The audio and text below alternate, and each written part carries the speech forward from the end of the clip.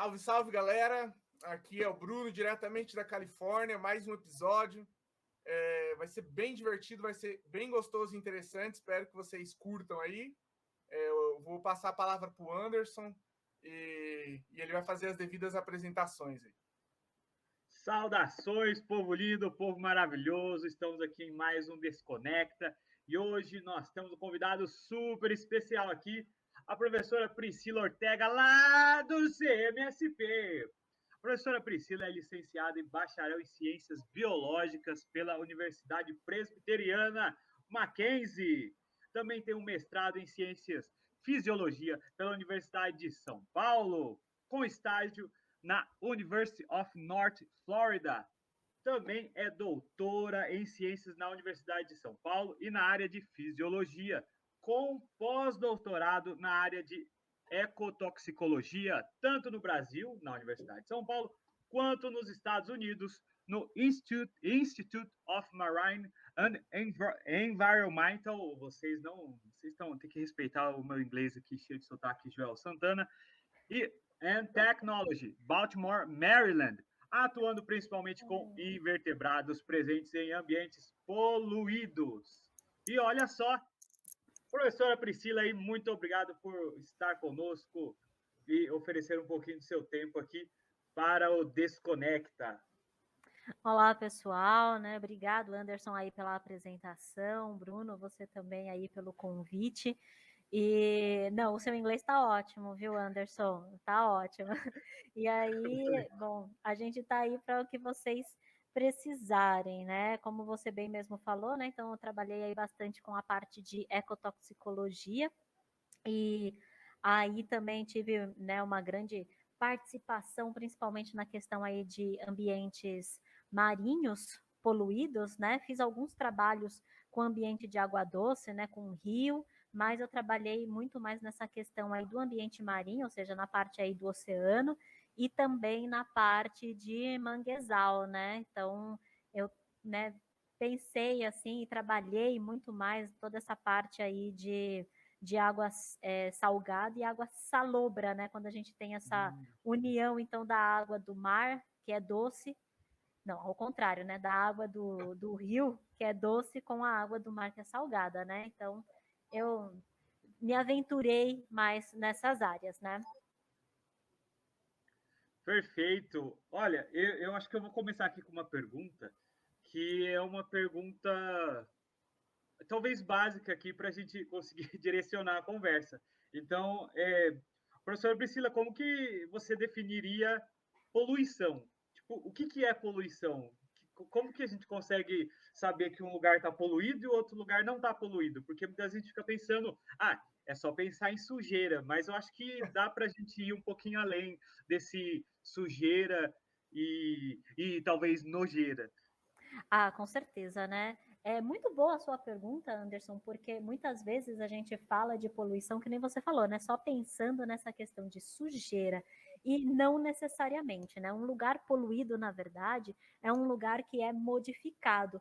Pode ser para a questão, por exemplo, de sujeira. Então, quando você joga muito lixo na rua, a gente pode dizer que ele é um lugar poluído, porque você modificou aquela paisagem que antes não tinha lixo e agora tem, ou pode ser, por exemplo, para uma questão ambiental, mas no sentido mais saudável da questão. Então, um lugar poluído seria, por exemplo, qualquer modificação que você faz no ambiente natural, seja para degradar esse ambiente, ou seja, né, para jogar sujeira nesse ambiente, ou então para melhorar esse ambiente de alguma maneira. Só que aí a gente entra numa outra questão que a gente precisa também diferenciar, que é a questão de poluição e contaminação. Aí existe sim uma grande diferença, né? Porque enquanto a gente tem a poluição, que seria qualquer, então, qualquer coisa que eu faça no ambiente, então eu tenho, por exemplo, um ambiente natural, então qualquer coisa que eu mexa nesse ambiente, então eu estou causando uma poluição. A contaminação, aí sim entra no que você falou, que seria aquela questão mesmo de causar uma sujeira, né? Então, de jogar uma sujeira nesse ambiente e a partir daí, então, eu tenho o desencadeamento aí de diversos outros fatores. Então, não só a modificação do ambiente por essa sujeira, mas aí também eu vou ter a relação dos organismos com essa sujeira.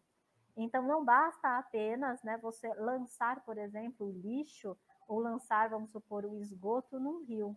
A contaminação também, ela vai trabalhar nessa relação que o ambiente e que os animais, principalmente, né, que estão nesse ambiente, qual que é a relação que ele tem com essa sujeira e com esse rio que sofreu, então, aí um processo de poluição, né? Então, aí a gente vai para um lugar muito mais profundo nesse caso. Então, a gente pode estudar, por exemplo, as questões de estresse, né? Então, como que o animal lida com esse ambiente que não só está poluído, porque ele está completamente diferente, então, do que ele era anteriormente, mas que agora ele está contaminado, né? Então, como que o animal lida com isso? E aí foi justamente, então, todo o trabalho que eu desenvolvi a partir daí, né? Então, como que o animal lida com esse ambiente não só poluído, mas contaminado, né? Que vai exercer, então, um processo, muitas vezes, de degradação no próprio animal. Então, ele vai passar por um processo de estresse, muitos morrem, mas tem outros que conseguem sobreviver, né? Professora, eu gostei da pergunta do Anderson, que é uma pergunta introdutória, né? Porque quem vai estar assistindo a gente aí vai ser, às vezes pode ser um especialista da área ou um estudante, né? Do ensino médio, de graduação, ou mesmo uma pessoa completamente leiga, né? Eu fiquei pensando numa outra questão, enquanto estava fazendo meu dever de casa, estudando um pouco tempo, a gente bater esse papo, eu percebi que as questões ambientais, ecológicas, elas... inclusive, se a gente fizer alguma confusão de conceito, por favor, nos corrija, porque a gente está aqui para aprender também, tá? Tranquilo. O pessoal de casa. Mas, assim, eu fiquei pensando que essas questões ambientais e ecológicas, elas passam por diversos dilemas. Políticos, sociais, econômicos. Eu espero, no decorrer da nossa conversa, a gente poder bater um papo sobre todos esses tópicos. Mas um deles que eu achei muito interessante, que eu estava assistindo um documentário no YouTube, se eu não me engano é pela CBS,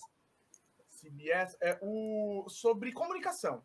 É uma dificuldade muito difícil de se comunicar um assunto tão complexo e que também não lida com questões imediatistas, mas a longo prazo, né? E a minha pergunta para a professora, para esclarecer aí para a gente, é como que... são duas perguntas, na verdade. A nível... a professora dá aula em universidade, mas chegou a dar aula em ensino médio, escola pública, privada, assim, ensino médio ou não? Sim, né? Atualmente eu estou, então, trabalhando aí com o ensino médio, já trabalhei também com o ensino fundamental na escola pública, já trabalhei com ensino médio e ensino fundamental também em escolas de reforço de aprendizagem, já trabalhei também na parte aí de docência em universidade, então foi um leque bem, um leque bem amplo aí, né, de estudantes com quem eu já me relacionei nesse sentido, né, de docência, né, com quem então eu já dei aulas, né, que então é a pessoa passaram aí mais indicada para responder essa minha dúvida em relação à comunicação. Primeiro, se a receptividade ela é boa de alunos em palestras, eventos, se isso é bem feito por parte dos profissionais da área, jornalistas, e também em relação ao Brasil, como que tem sido a comunicação do Brasil diante do mundo. Então, a pergunta envolve várias esferas, mas todas elas trata desse assunto essencial da comunicação. Como que a professora entende a comunicação, né, em todos esses âmbitos, em todas essas esferas, em relação a esse assunto que é tão complexo e tão urgente, né? Vamos dizer assim. Nossa, é verdade, né? Então, olha, a comunicação aqui no Brasil, principalmente das questões ambientais, eu vejo que ela já esteve melhor, né? Então, atualmente, a nossa comunicação, primeiro que dentro de um ramo acadêmico, né, a gente precisa, então, desenvolver pesquisa, então, ter resultados, fazer a análise desses resultados, e a partir daí a gente entra mesmo num processo de comunicação, que pode ser uma comunicação escrita, né? Então a gente pode escrever artigos científicos, ou então a gente pode expor aí palestras, né? Congressos, seminários, pelo mundo afora.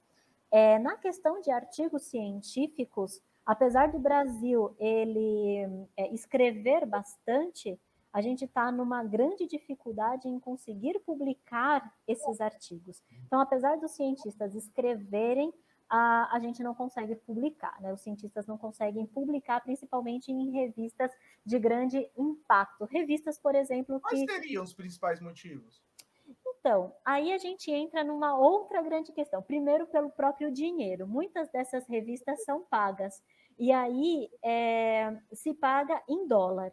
Então, muitas vezes a gente não tem dinheiro mesmo suficiente para a gente conseguir pagar para a publicação de um artigo.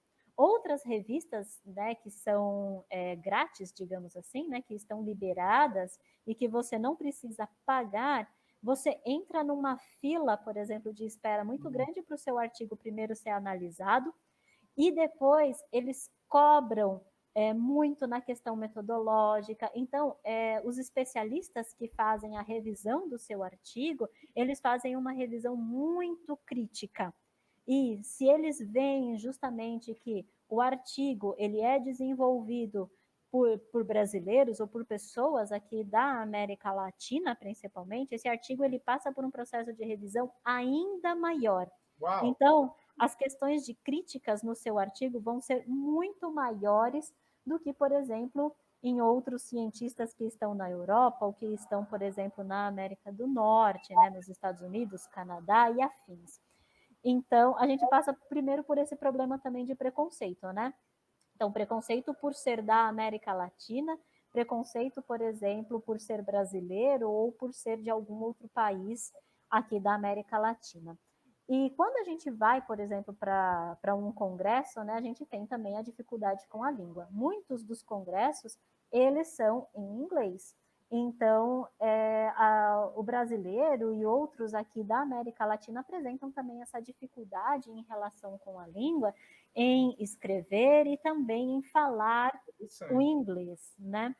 E pelas próprias políticas ambientais, né? Aqui no Brasil, agora, a gente está passando por um retrocesso muito grande dentro das políticas ambientais. Então, não é visto, o Brasil não está sendo visto com bons olhos pelo resto do mundo, principalmente nas questões ambientais. Então, a gente teve um aporte assim muito maior do desmatamento, ou seja, teve grandes índices de desmatamento que foram registrados, por exemplo, pelos órgãos responsáveis, mas esse desmatamento ele foi acobertado, então, pelo governo, né, que está vigente aqui no país. Então, os especialistas de fora, né, os especialistas, por exemplo, do resto do mundo, veem os brasileiros com muitas dúvidas, e principalmente os cientistas brasileiros, justamente pelo fato do governo que está agora, né, com essa questão aí do desmatamento e com várias outras questões também ambientais, né, principalmente também com a questão, por exemplo, do aumento do número e utilização de agrotóxicos.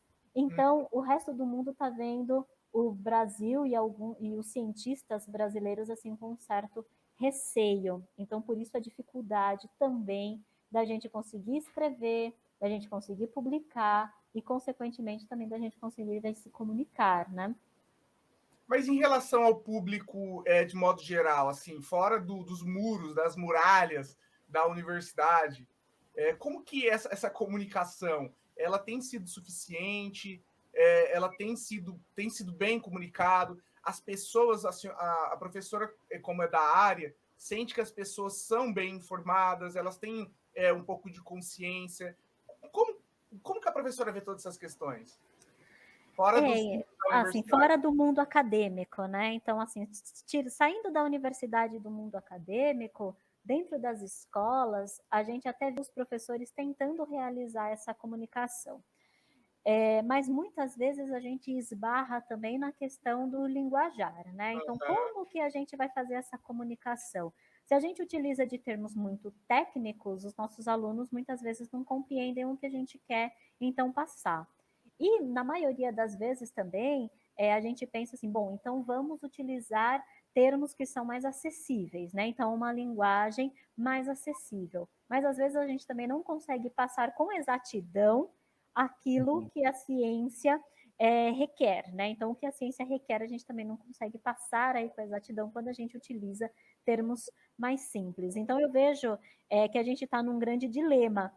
Ou a gente utiliza, então, termos mais simples para a gente conseguir, então, comunicar aos nossos alunos, ou então a gente utiliza o cientificês, né? Então, a gente utiliza aí de termos mais técnicos para passar uma mensagem, só que muitas vezes essa mensagem não vai ser compreendida. Acredito eu, né, que pela minha experiência dentro, então, aí do ensino médio, do ensino fundamental também, o mais importante nesse primeiro momento é a gente passar numa linguagem mais acessível, né, para que os nossos estudantes, né, para que os nossos alunos consigam, num primeiro momento, entender que ciência é importante e que o meio ambiente também é importante.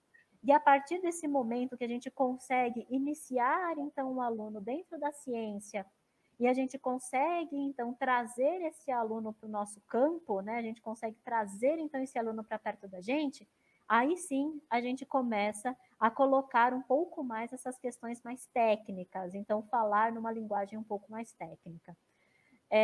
Mas, num primeiro momento, o mais importante seria, então, utilizar de uma linguagem um pouco mais acessível. Dentro das escolas também, o que eu percebo é que muitas vezes os professores, eles querem fazer essa parte, então, experimental, ou querem trabalhar com essa parte da ciência, mas muitas vezes também não apresentam recursos. Então, falta um laboratório, né? Então, falta laboratório, ou falta reagente. Muitas vezes o professor tem que tirar do próprio bolso para comprar. Então, ele precisa comprar aquilo que ganha ele muito bem, né? exato, né? Então, ele precisa ainda comprar, né? Então, ele precisa comprar aí ainda os seus reagentes, ele precisa comprar aí todos os materiais que ele precisa para fazer um experimento. Então, ele esbarra também nesses entraves técnicos, né? E principalmente nos entraves monetários, né? O professor, ele esbarra nisso, né? Então, acaba ficando mais simples para ele, né, já que ele apresenta todas essas dificuldades dentro da sala de aula, muitas vezes ele não tem um espaço apropriado também, então ele não tem uma sala para fazer experimento, muitas vezes ele faz dentro da própria sala de aula com os alunos, então ele acaba também utilizando do seguinte argumento: como é tão difícil eu fazer um experimento em sala de aula, então eu não vou fazer e vou apenas falar sobre ciências, né? Que aí fica muitas vezes um pouco mais fácil para ele trabalhar. Muitas vezes também ele tem tantas turmas que ele precisa atender que ele não consegue, então, programar esses experimentos com antecedência. Às vezes ele trabalha em diversas escolas, né? Então ele dá aula para diversas turmas em diversas escolas, então ele não consegue programar os experimentos com antecedência, comprar esses materiais também com antecedência. Sim. E executar tudo isso, por exemplo, em todas as escolas e em todas as salas que com 40 crianças lá correndo, às vezes. Exatamente, né? Menino, larga esse ácido, não! Exatamente. Antes do Anderson ele entrar com alguma observação ou alguma pergunta, eu queria fazer um comentário enquanto a professora estava falando. Eu estava me perguntando, realmente a educação no Brasil ela é precária. Talvez isso dificulte, não, talvez não, com certeza isso dificulte muito a comunicação, né, o esclarecimento. Mas eu entendo que essas questões ambientais são questões muito polêmicas, existem guerras de narrativa, né? E às vezes me parece que o outro lado tem ganhado um espaço enorme pela simplicidade do discurso, né? A professora depois pode me corrigir ou fazer algum adendo. Mas às vezes eu também acho que o professor acaba atribuindo, de modo nenhum de desmerecer professores, tem professor na família aqui,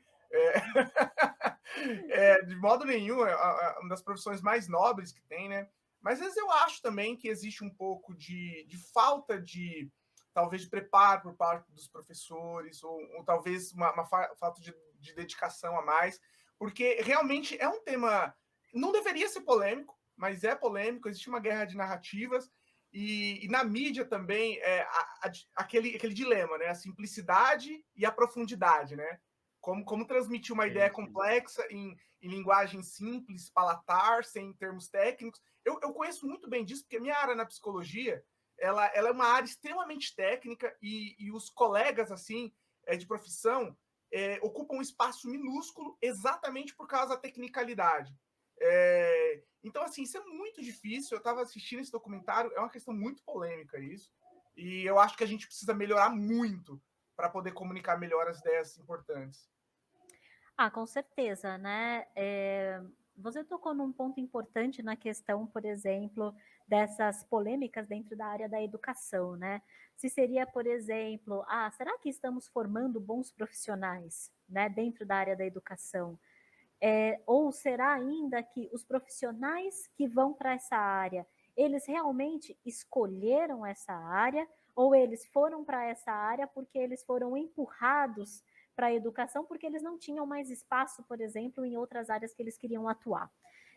Eu vejo isso muito também na área da educação. Tenho diversos colegas, por exemplo, que na verdade eles nunca sonharam em ser professores, eles nunca queriam ser professores, eles queriam, na verdade, trabalhar com a parte de pesquisa, eles queriam trabalhar no laboratório, mas muitos deles não encontraram espaço na parte de laboratório, e então talvez isso aconteça ainda mais, desculpa te cortar, mais nas áreas relacionadas às ciências, né? Ciências da natureza.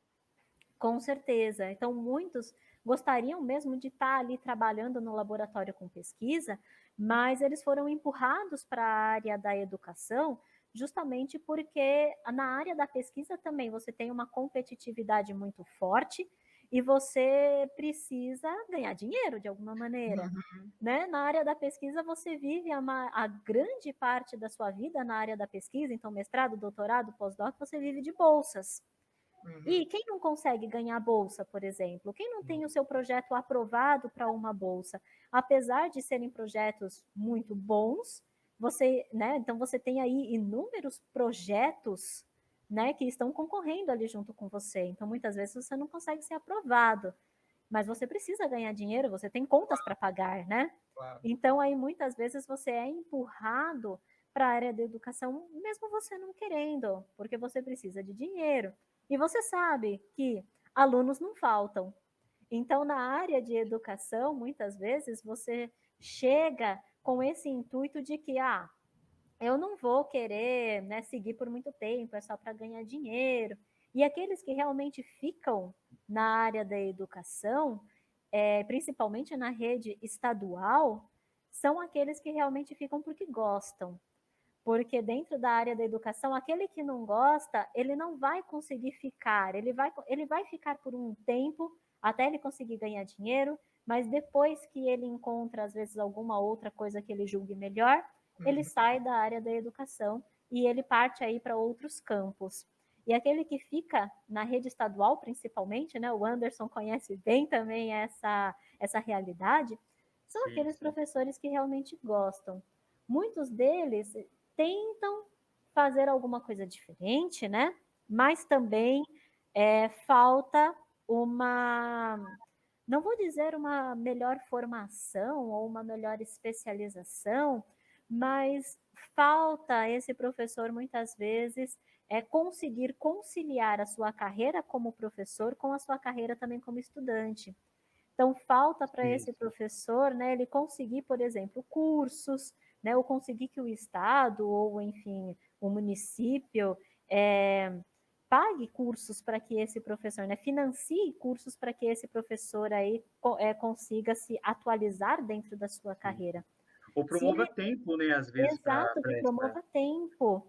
Porque, a gente trabalha aí 40 horas semanais, e em que momento, por exemplo, você fica pensando, em que momento que eu vou fazer um curso? Né? Eu vou fazer, por exemplo, no período da noite um curso, mas aí eu já estou super cansado, já estou esgotado, já tive uma rotina de trabalho imensa, E a vida não é né? só trabalho, né? Também, exatamente. Então, eu preciso relaxar a minha mente também em algum momento. Então, falta ajustar, eu acredito, para a carreira educacional, falta ajustar esses pontos. Porque enquanto a gente continuar, então, com professores que estão desgostosos da sua carreira, né? Com professores que têm uma carga de trabalho excessiva, porque 40 horas também, né? Sim. Muitos professores, eles trabalham muito mais do que isso. Conheço outros professores que trabalham, por exemplo, Sim. 60 horas Uau! semanais. Então, ele trabalha manhã, tarde e noite, né? Na maioria aí de quase todos os seus dias, de segunda a sexta, ele está trabalhando manhã, tarde e noite. Chega final de semana, ele continua trabalhando, porque ele tem provas, ele tem trabalhos dos alunos que ele precisa corrigir, e aí ele fica Diário esgotado. digital para preencher. Diário digital, né? Aqueles que não adotaram ainda, apesar de que a maioria das escolas acredito que adotou o diário digital, né? Mas tinha ainda o famoso diário que a gente tinha que preencher à mão, que não podia ter rasura. Se Não você tinha que começar do rasurar, zero. tinha que começar do zero, exato. Então, assim, tem uma série de pormenores também que eu acho que também estão relacionados aí com isso, né? Com essa Sim. questão polêmica, né, do professor aí em sala de aula, né? Eu queria fazer uma pergunta, aí pode ser, eu queria que ambos trouxessem a visão de vocês. Que é o seguinte, a gente está falando justamente de educação e essa é uma questão que adentra um pouco disso. A minha percepção é de que a questão ambiental ela é levada mais a sério por quem é mais novo e eu vejo uma tendência de perseguir certos caminhos é, menos ambientais na população mais velha. Até, por exemplo, sei lá, os baby boomers eu acho que entram um pouco nisso, um pouco mais nisso. Vocês também têm essa percepção? Vocês acham que as crianças, os jovens, os millennials, eles têm uma percepção mais aguçada com relação às questões ambientais e que talvez, devido a esse fato, a gente consiga mitigar um pouco desse futuro tenebroso que as consequências podem nos levar se a gente não fizer nada? Olha, Anderson, eu acredito que sim, que as crianças elas estão muito mais antenadas com essa questão aí, por exemplo, da educação ambiental do que os mais velhos, digamos assim, né? Para eu conseguir, por exemplo, fazer a reciclagem dos produtos, né, por exemplo, que eu utilizo em casa, então reciclagem de plástico e tudo mais, para mim foi muito mais fácil do que implantar isso, por exemplo, dentro da casa dos meus pais. Né? Então, para os meus pais, para eles perceberem a importância, agora eles reciclam, mas para eles perceberem a importância demorou um pouco mais de tempo. Né? E as crianças mesmo, elas mesmas, elas apresentam também atitudes mais ambientalistas do que os mais adultos. Então, as crianças agora elas estão levando isso para casa. E é importante que a gente traga, então, essas atitudes na escola. Então, muitas vezes você montar, por exemplo, uma composteira, né, para você reduzir, por exemplo, o lixo orgânico, né? O lixo que você joga, né, nas lixeiras, você ter, por exemplo, na escola, lixeiras né, lixeiras que apresentam lá os produtos recicláveis, né? Que para você conseguir separar o lixo, isso vai trazendo, você vai colocando, incutindo na cabeça então daquela criança de que é importante ela separar o lixo, é importante ela ter aí algumas atitudes ambientais para que ela consiga preservar o planeta nesse caso. E para as crianças agora eu acho que sim está sendo muito mais fácil, principalmente quando a gente começa de novo. Então essas atitudes a gente precisa começar lá na pré-escola já, com as criancinhas lá de 5 anos, que elas vão vindo, né, ao longo aí, por exemplo, do ensino fundamental delas, e aí quando elas cheguem, né, com seus 12, 14 anos, até quando elas chegam, por exemplo, no ensino médio, que já está com seus 16, 17, 18 anos, elas já têm aquilo na cabeça delas de que elas precisam, então, ter atitudes né, que preservem o ambiente. Então, quanto mais novo a gente começa a trabalhar com essas crianças, melhor, né, melhores adultos elas serão nas questões aí ambientais, né? concordo em gênero, número e grau, mas eu acho que a gente vai ter uma discordância em relação aos porquês. Eu acho que eu também vejo esse movimento, então, acho perfeito, maravilhoso a ideia de começar o mais cedo possível, mas eu acho que também tem uma questão que passa por um aspecto ideológico. Eu vou fazer um pouco a defesa do diabo aqui, o advogado diabo, Keanu Reeves. Prazer, nice to meet you. Eu acho que o adulto, a criança, né, o adolescente, ele é um pouco mais idealista. Eu acho que isso é natural, isso, e com o passar do tempo, a gente vai deixando os idealismos, as crenças, esses valores assim mais maiores, vamos dizer assim, de lado, por questão do boleto para pagar. O adulto, ele realmente tem mais responsabilidade, por questão óbvia, de pagar a casa, isso, aquilo e tal. Então, assim, eu acho, às vezes, entre uma consequência a longo prazo, de destruição do planeta, do aquecimento global, ou de outras coisas, eu vou adiar isso, vou deixar para as próximas gerações, a gente vai empurrando, isso é um problema sério, empurrar para as próximas gerações, e eu vou me preocupar com o econômico, que é o imediato, né? Então, assim, a realidade do dia a dia, aquela coisa de trabalhar 60, igual a professora falou, né? Quem trabalha 60 horas por dia, às vezes chega no final do dia em casa super cansado.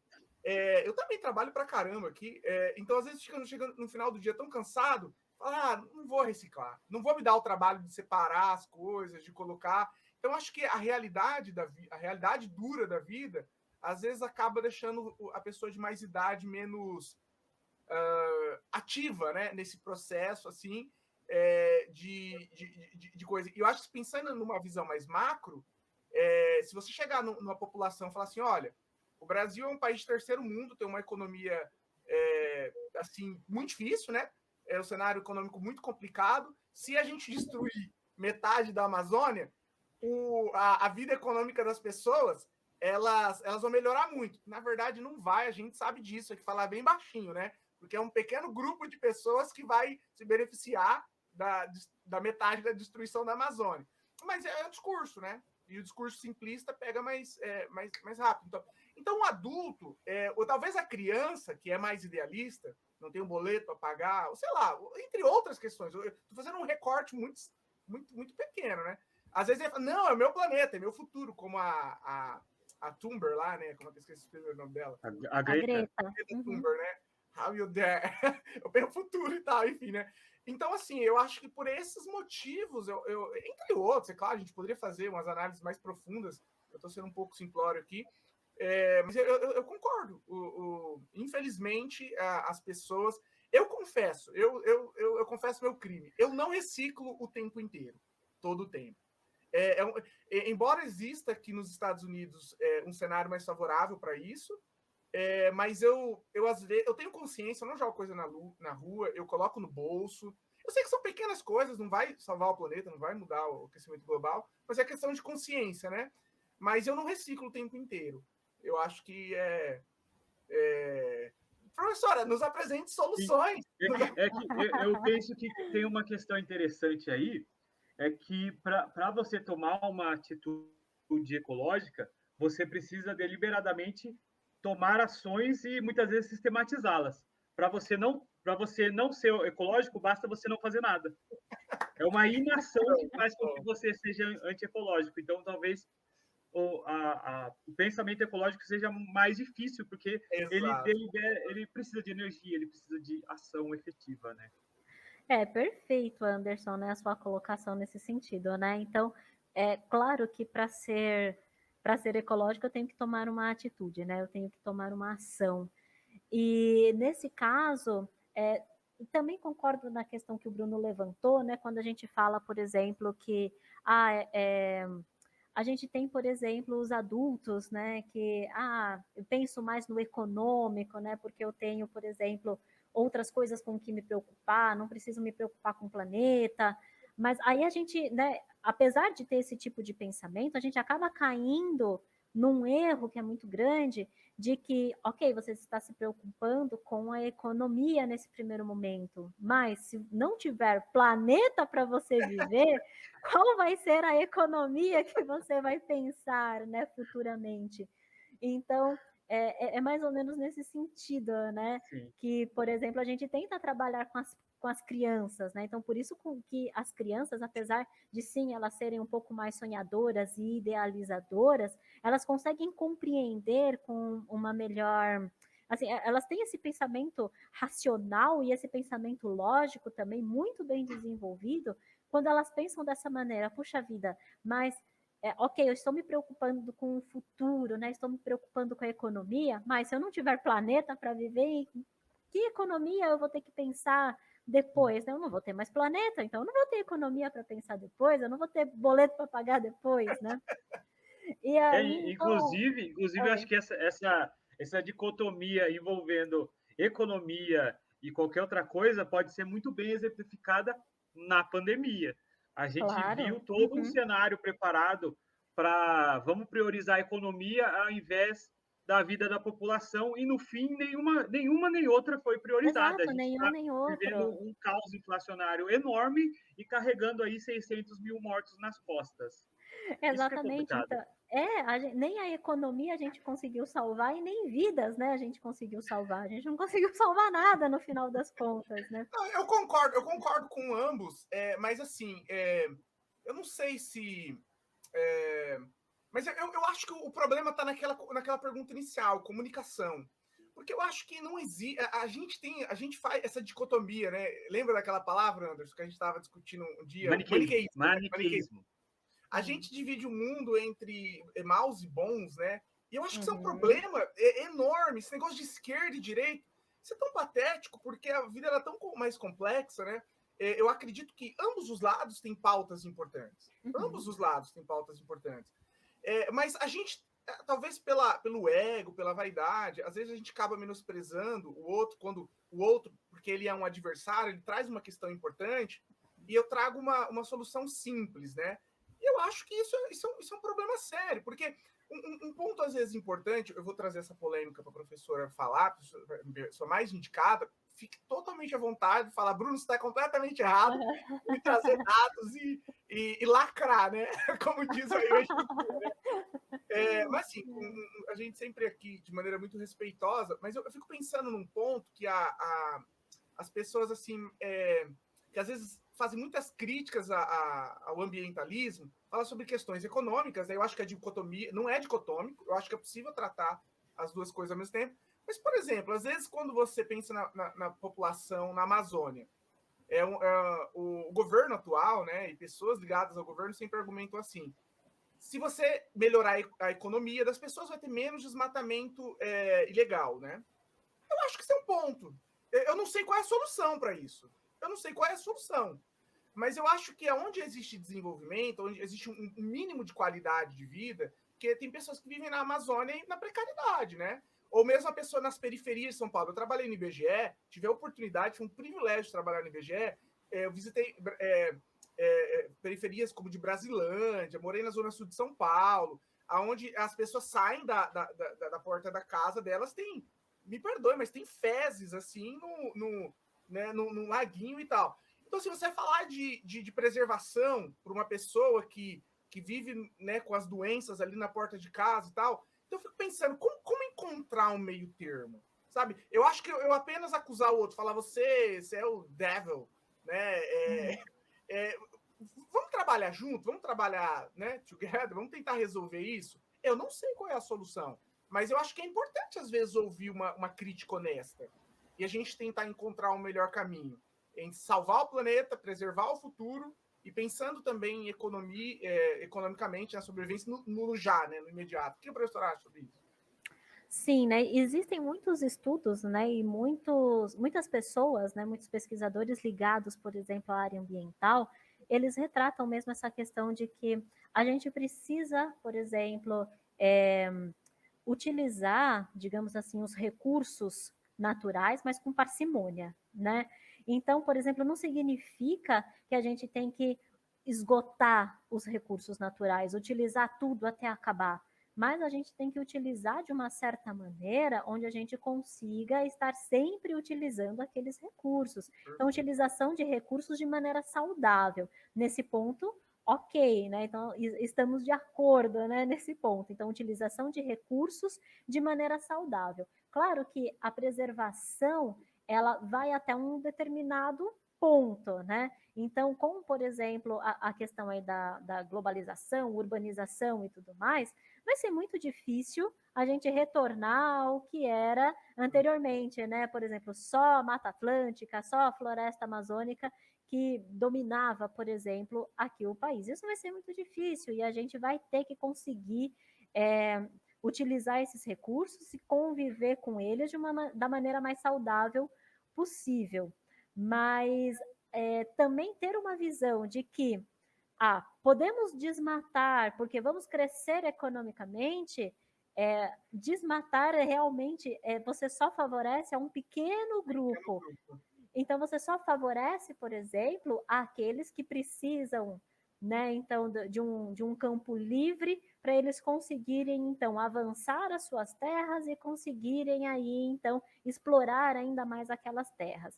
Mas a gente tem muitas outras comunidades, principalmente comunidades ribeirinhas, por exemplo, lá da Amazônia, que conseguem evoluir economicamente, utilizando recursos da natureza, mas de uma maneira sustentável, né? Então, de uma maneira sem acabar completamente ali com a Amazônia, replantando, fazendo ali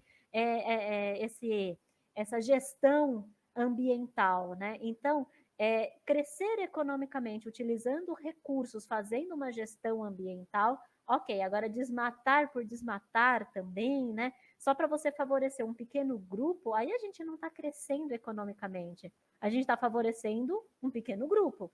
Uhum. E esse pequeno grupo, ele sim cresce economicamente, enquanto que outros grupos não. E aí, quando você falou da questão, por exemplo, da onde você trabalhava, lá no IBGE e tudo mais, a gente vê também muito dessa questão que muitas vezes não cabe apenas a população fazer a sua parte. Uhum. A gente precisa, então, desse grupo fazendo. Então, a gente precisa também de um grupo político fazendo a sua parte. Eu estava fazendo uma pesquisa recente, né, a respeito, por exemplo, do saneamento básico, e estamos, olha só, em 2022, e a gente tem ainda entre 53% e 58% da população do Brasil que não tem acesso a saneamento básico. Você tem mais da metade, muita gente. Alto. Você tem mais da metade. Esses dados, eles são apesar desses dados serem de 2017, que foi a última pesquisa realizada em relação ao saneamento básico, né, especificamente, mas você tem aí em torno de entre 53% e 57% da população que não tem acesso a saneamento básico. Se você vai... Aí acho que vale uma reflexão interessante, desculpa te cortar, que esses dados eles são antes da pandemia. Exato. E isso serve até como agravante. Porque, por exemplo, eu estava vendo um dado de que a população de rua, nesse período, cresceu 32%. Uau! Essas pessoas já entram nas pessoas que não têm acesso a saneamento básico.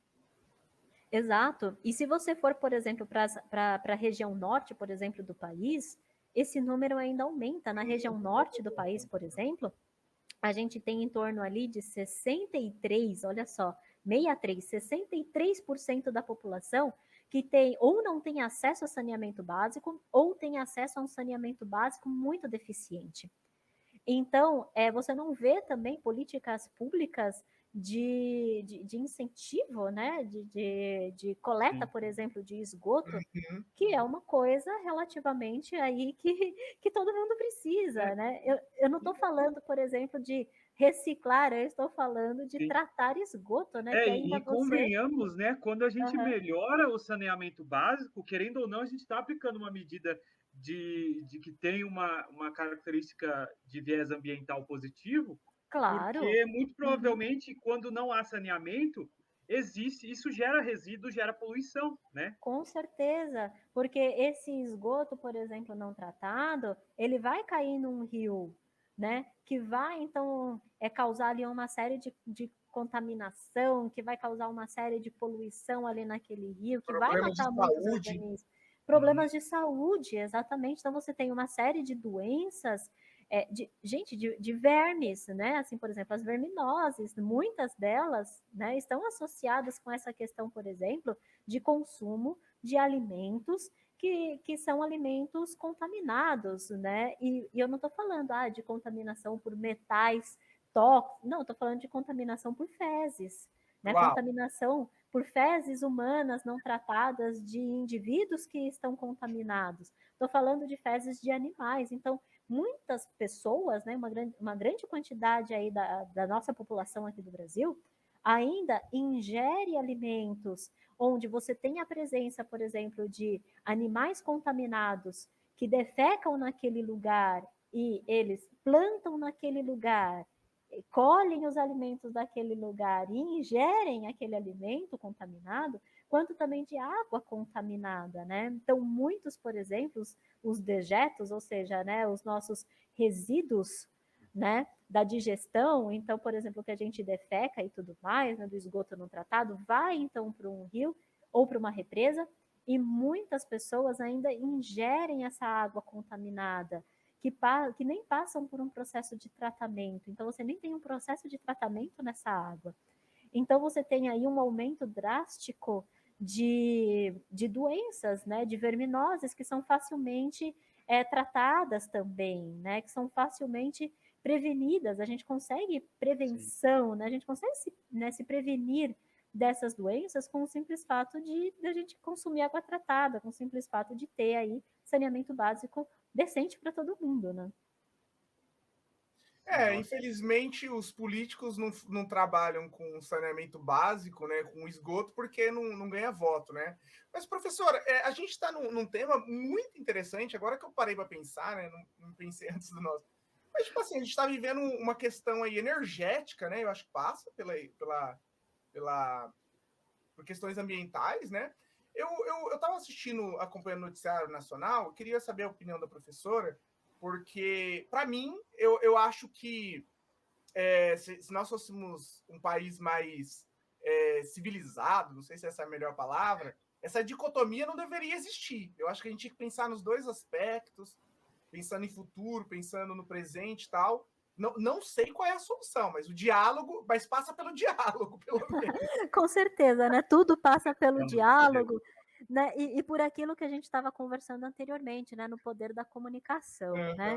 Então, tudo vai passar por isso, né? Então, se você consegue sentar e debater políticos e representantes da comunidade e chegarem a um acordo e chegarem a um denominador comum, a nossa sociedade ia melhorar bastante nesse sentido. Concordo. Né? Mas a minha pergunta é em relação ao aspecto global, mas também que afeta o nacional.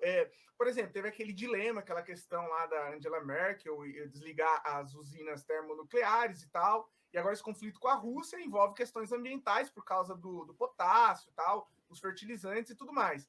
Eu fiquei pensando em duas coisas quando a professora estava falando. A primeira delas é a seguinte, sobre as jazidas, né, lá de potássio, nós temos no Brasil. Eu não sei como funciona, eu tenho certeza que iria beneficiar um grupo pequeno, eles são os maiores interessados, e daí inicia essa guerra de narrativa para ganhar a população, né, o senso comum, tá, enfim.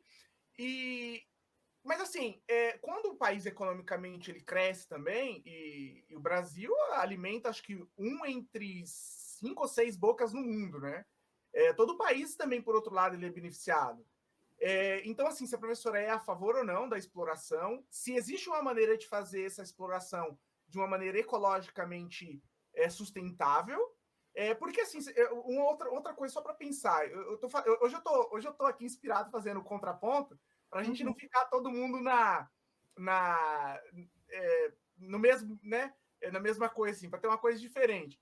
Então, assim, eu fico pensando, quando a gente pensa no We Are the World, ou Imagine lá do John Lennon, no mundo maravilhoso, eu queria viver nesse mundo. Mas, tipo assim, existem pessoas más no mundo. A gente tá vendo lá o Putin tentando lá invadir a Ucrânia por domínio e tal. Ninguém sabe quais são os reais interesses dele, mas de gente fazendo guerra no mundo. Nós nunca vivemos a paz plena no mundo, né? Sempre vão existir pessoas tentando poder, tal, fazendo guerra e tudo mais. Então, assim, essa questão energética é uma questão muito complicada, né? Um país sem energia, ele não não sobrevive, não se sustenta, né? Evolução industrial, enfim, todos os setores e tudo mais. Desculpa por ter alongado. Não, tranquilo. A questão? Sim, sim. Bom, existem vários aspectos nesse caso, né? A gente pode falar e ressaltar, por exemplo, a questão das energias limpas, as energias de fontes renováveis e tudo mais. Só que aí também existe um grande viés, né? O quanto essas energias limpas e de fontes renováveis, elas são realmente limpas? Então, a gente começa com uma questão assim. Porque para você fazer a implantação, por exemplo, de um painel de aquecimento solar, né, por exemplo, você vai causar, muitas vezes, um dano ambiental para você fazer uma implantação de um painel solar. Sim, sim. Né? Apesar de você, às vezes, implantar na sua casa, mas se você for implantar, por exemplo, num grande espaço, você vai precisar utilizar, então, um grande espaço para implantar esses painéis de aquecimento solar. Então, você vai causar aí, né, muitas vezes, uma poluição ambiental, porque você está mexendo naquele lugar, né? Então, começa por aí. Então, enquanto energias limpas, o quanto esse nome realmente reflete esse tipo de energia? Será que as energias limpas são realmente limpas? Ou a gente pode dizer que são energias de fontes renováveis? Que existe aí uma diferença, né? Então, por exemplo, se eu utilizar fontes renováveis, eu vou ter, ok, aí energia, né, para, digamos aí, para uma grande quantidade aí de anos, né? Mas essas energias realmente são limpas? Aí tem um outro aspecto nesse caso, né?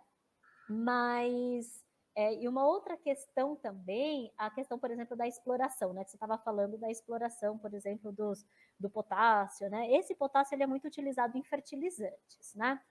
E a gente tem dois contrapontos aí, né? Também muito interessantes. Que eu posso, então, fazer a exploração do potássio? Posso. Existe uma maneira limpa e saudável, por exemplo, para fazer essa exploração do potássio? Depende de quem está fazendo essa exploração, né? Então, aí, por exemplo, pode ser que você consiga explorar até esgotar, por exemplo, o potássio, mas você vai precisar, por exemplo, também, no momento que você está fazendo essa exploração, você vai precisar também tratar os rejeitos, porque lembra quando a gente estava falando, quando a gente estava a respeito lá, por exemplo, de Brumadinho, né? Brumadinho que teve lá o rompimento da barragem e tudo mais, que ocasionou um impacto ambiental violento, e justamente porque fazia-se uma exploração ali de diversos minérios, principalmente ferro, e esses rejeitos, ou seja, esses resíduos da exploração não eram tratados corretamente. E quando esses resíduos não eram tratados corretamente e eles foram se acumulando, então, naquelas barragens, não houve também quando você vai, por exemplo, ali na barragem, você vai fazer a vistoria da barragem, para ver se a barragem, por exemplo, ela está segura. Então, não fizeram também a vistoria das barragens. A barragem, ela estava trincada, ela não estava segura. Então, quando rompeu, todos aqueles resíduos inundaram ali as regiões, né? Muitas regiões, muitas cidades ali de Minas Gerais, e a gente teve um impacto ambiental violento que a gente ainda está sofrendo, né, até hoje. Então, a gente tem aí muitas cidades ali de Minas Gerais que não se recuperaram, muitos rios ali também que não se recuperaram, e que provavelmente vão se recuperar daqui a muitos anos, né? Então, vai demorar muito tempo para esses rios aí se recuperarem. Então, depende de quem vai fazer essa exploração, na verdade, né? E depende do local também que você vai fazer essa exploração. Porque até então queriam se fazer essa exploração, por exemplo, do potássio em terras indígenas. Só que, por exemplo, você vai mexer ali com uma comunidade, então você vai ter um impacto social muito grande ali também. E sendo que você tem outras fontes em outros locais que não tem uma comunidade indígena, por exemplo, por ali, que você pode fazer essa exploração do potássio. É interessante economicamente? Sim, é interessante economicamente, porque a gente vai se livrar, por exemplo, aí da importação de muitos fertilizantes. Só que junto com a exploração do potássio, a gente também tem que pensar em melhorias, por exemplo, das fábricas de fertilizantes. Então, tem que trazer uma tecnologia também para a gente conseguir, então, fazer fertilizantes aqui no país, nacionais. Então, aí essa importação, por exemplo, dos fertilizantes já não vai ser mais necessária, a gente já tem uma tecnologia instalada, e aí sim eu vejo benefícios nessa exploração, por exemplo, do potássio. Mas explorar apenas por explorar, se não tiver, por exemplo, uma indústria, né? Ou se não tiver, por exemplo, uma mineradora ou uma fábrica que faça corretamente esse tipo de exploração, aí a gente vai ter muito mais pontos negativos do que positivos aí nesse assunto, né, nessa questão. Provavelmente eles vão tentar fazer tudo no mais baixo custo possível, o que significa... provavelmente. Mas eu tenho uma dúvida aqui, ó, porque a banana tem potássio, e se a gente jogasse um monte de banana, já não beneficiaria? Muito bom, né, Anderson? Muito bom. Sim, a banana tem bastante potássio. Ó, você tá pensando mais à frente. Você tem uma cabeça visionária. Eu vou dar Tá em outro nível. Sim, tá em outro nível. Mas aí pensa, Anderson, será que você não aumentaria aí a quantidade de resíduos, né? Porque você está fazendo aí também, você está mexendo aí com matéria orgânica, né? Será que você não aumentaria aí a quantidade de resíduos e de matéria orgânica e de lixo orgânico, né? Não, e aí eu já fico pensando a quantidade de mosca que vai juntar também, ali, né? Anderson, não deixa a professora desanimar do seu projeto. Não, eu vou mandar para eles. Ó, eu estava pensando numa coisa. Eu queria. É uma hipótese. Vamos ver se ela tem respaldo. Eu tenho percebido que qualquer chuva que dá atualmente, qualquer chuva mais forte que dá atualmente, cai uns par de árvore por aí. E eu não estou falando só na capital, não. Eu vejo que lá nas cidades do interior onde eu morei, choveu, caiu árvore. Aí eu fico pensando, né, em como essas árvores estão lá. Então, você tem concreto em volta delas, a árvore e pronto. Essa queda provavelmente se deve a uma questão de falta de nutrientes. Mas esse negócio de colocar concreto e a árvore não tem nenhuma outra forma, porque a terra vai ficando pobre, a gente sabe disso.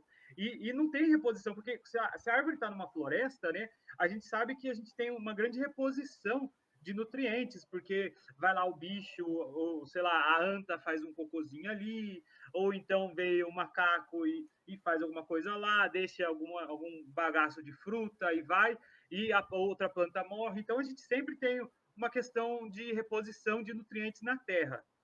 Na cidade, isso praticamente não existe. A árvore está lá e ela tem que tirar nutriente do chão, da terra que tem lá. Essas árvores caem. Talvez se a gente tivesse outro modo de deixar essas árvores que não fosse simplesmente concreto, essas árvores não iriam cair. Essa é uma hipótese que pode ter algum tipo de respaldo. Eu sei que ela está sendo super simplista e não está seguindo necessariamente todo o contexto do método científico, mas tem algum pouquinho de realismo nessa hipótese? Olha, eu diria que a sua hipótese, Anderson, ela tem aí um fundo, né, aí de verdade também, né? Porque, sim, se a gente tem, por exemplo, nos canteiros, né, aqui, por exemplo, de São Paulo, que a gente vê bastante esses canteiros de cimento e coloca a árvore lá, né? Além da questão nutricional, então, da própria terra, então, que se esgotam os nutrientes e aí ela acaba morrendo, a gente tem também a questão de espaço. Para uma árvore de grande porte, ela precisa de muito espaço de terra, porque ela vai ter uma raiz muito grande. Então, ela vai precisar se expandir, então ela vai precisar expandir ali a sua raiz. O concreto não deixa a raiz da árvore ali se expandir, então ela fica pressionada, né? Então ela fica ali angustiada, tadinha, tentando se expandir e não consegue. E muitas árvores morrem também por causa disso, por falta de espaço das suas raízes. Fora também que você precisa verificar o tipo de árvore que você vai plantar numa determinada região. Então, determinadas regiões, por exemplo, onde você tem canteiros de cimento, não adianta você plantar uma árvore de grande porte, justamente por causa desses tipos de raízes. Então, o ideal seria você plantar ali árvores de pequeno porte. Ou então, você fazer um tipo de canteiro que não utilize cimento, fazer um canteiro todo de grama, e aí sim você pode plantar árvores aí de grande porte, né? E aí você estava falando, né, da questão das chuvas e tudo mais, né? Por onde eu passo, né, quando eu estou indo, por exemplo, para casa, ali na região do Ibirapuera, eu passo bastante ali pela Avenida Brasil e a região do Ibirapuera. Toda vez que chove muito lá, sempre tem ou um galho caído ou uma árvore caída que interdita ali algumas das vias, né? Isso porque a gente tem ali uma grande parte, né, uma grande parte ali do canteiro não é de cimento, é um canteiro de terra, e mesmo assim você vê ali ainda também algumas árvores que caem, né? Mesmo você tendo ali canteiros de terra. Isso porque também essa terra está faltando nutrientes, né? Então, quando você tem ali uma grande quantidade de árvores naquela região, uma árvore está competindo com a outra também por espaço e está competindo por nutriente. Então, você tem ali árvores que ganham em relação de conseguir absorver mais nutrientes do que outras. Aquelas outras árvores, por exemplo, que não conseguem absorver tantos nutrientes quanto deveriam, essas árvores acabam, então, morrendo, né? E aí elas acabam também caindo. Então, você precisa de árvores também, né? Você precisa ver o tipo de árvore que você consegue plantar ali, que são árvores, por exemplo, de terras mais pobres em nutrientes, que aí, então, uma árvore não consegue, não vai competir com a outra ali, tanto por espaço quanto por nutriente, e você vai ter, né, uma região mais arborizada, uma região melhor, e também com menos quedas de árvores, né? Então, ali você tem diversos fatores, né? Nutrientes, pH do solo, quantidade de micro-organismos também, né? Como que está o fator de decomposição ali naquela região também, né?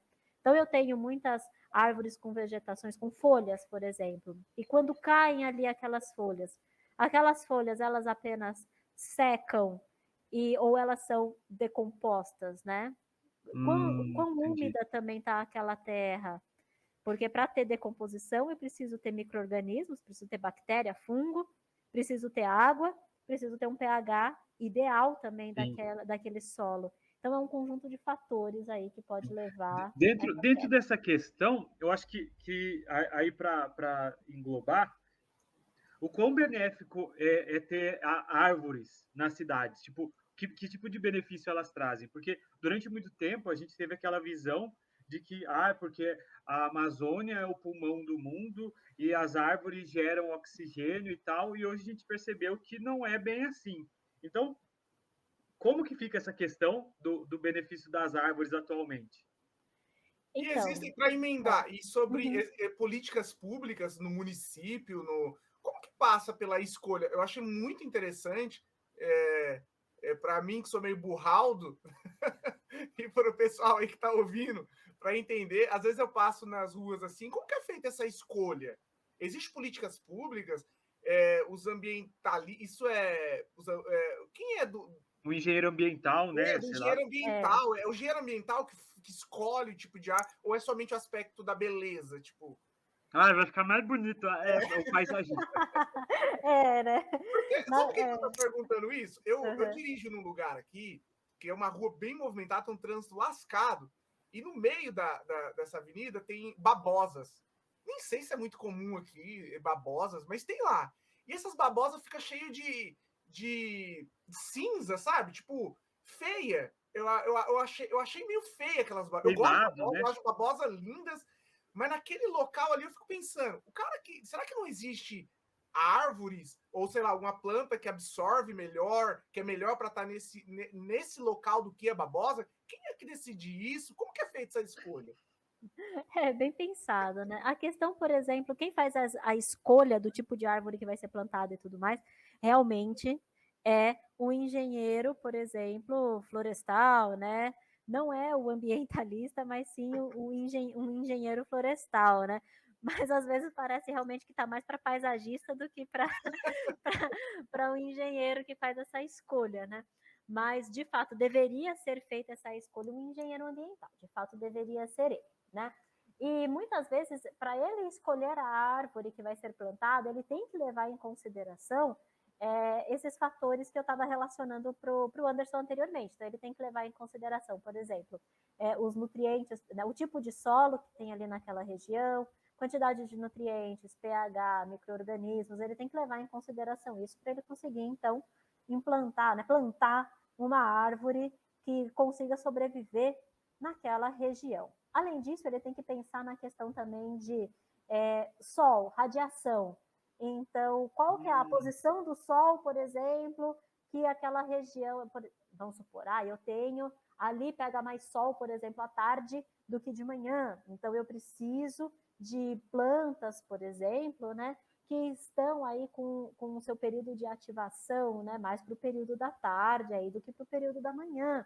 Então, eu tenho que pensar nessas características também, né? Qual é o tipo...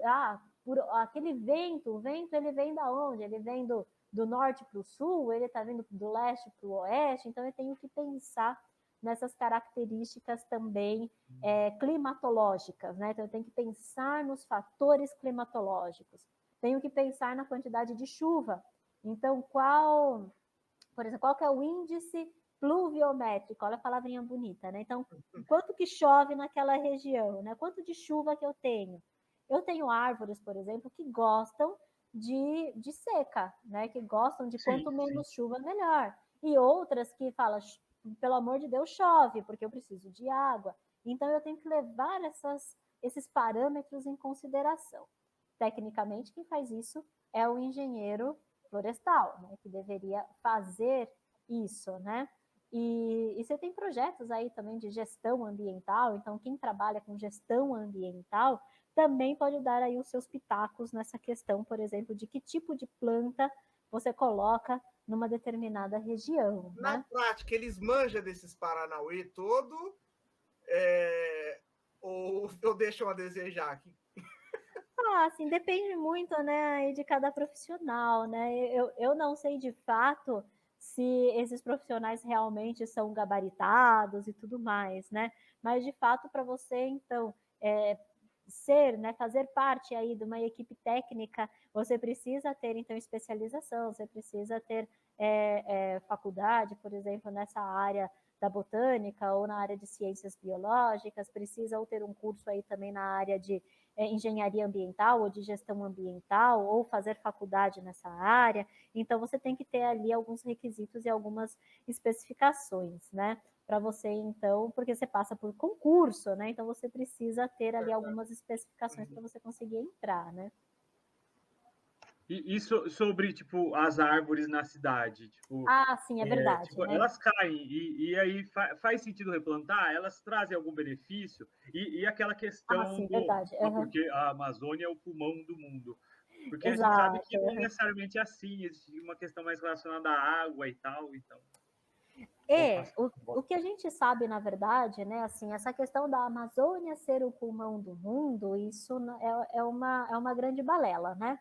Porque a Amazônia, na verdade, o oxigênio que ela produz, ela mesma consegue, ela mesma utiliza para a sua manutenção. Então, a Amazônia ser o pulmão do mundo, não necessariamente é nesse sentido, mas seria mais no sentido de que ela libera oxigênio e capta gás carbônico, né? Então, ela capta gás Ela carbônico. É o pulmão e o nariz, então. Exatamente, né? Então, ela capta, por exemplo, gás carbônico para fazer lá o seu alimento, para fazer a fotossíntese e fazer o seu alimento. Nesse processo, ela libera o oxigênio, só que a maioria do oxigênio que ela libera, ela mesmo consome no seu processo de respiração. Sim. Então, essa questão dela ser o pulmão do mundo, na verdade, é só porque a Amazônia, você tem uma grande quantidade lá de árvores são seres vivos, plantinhas, exato, respiram. Então, quem exerce, né, esse papel de respiração no nosso corpo é o pulmão. Então, ok, a Amazônia é o pulmão do mundo? Não, nesse caso, né? Ela trabalha como um pulmão nesse fato, porque ela consegue respirar, né? Ela respira, mas a quantidade de oxigênio, enfim, a quantidade de gás carbônico que ela libera, ela mesma consome. Então, ela não libera oxigênio a mais, por exemplo, para a população. é uma quantidade, então, de oxigênio e de gás carbônico que é utilizado por ela mesma, entendeu? Então, nesse sentido, eu não posso dizer que ela é aí o pulmão do mundo, porque a gente sabe que a maioria do oxigênio que é liberado mesmo para a nossa respiração é o oxigênio que vem dos oceanos, é o oxigênio que vem das algas, né, que vem também ali do que a gente chama de fitoplâncton, né, que seria aquelas microalgas que ficam ali no oceano ou que ficam ali nos mares, então, ou que ficam nos rios. Então, essas microalgas, elas sim que quando elas fazem a fotossíntese, elas então liberam oxigênio e uma grande parte do oxigênio é difundido da água para a atmosfera e aí sim elas contribuem bastante então com o oxigênio aí atmosférico, né?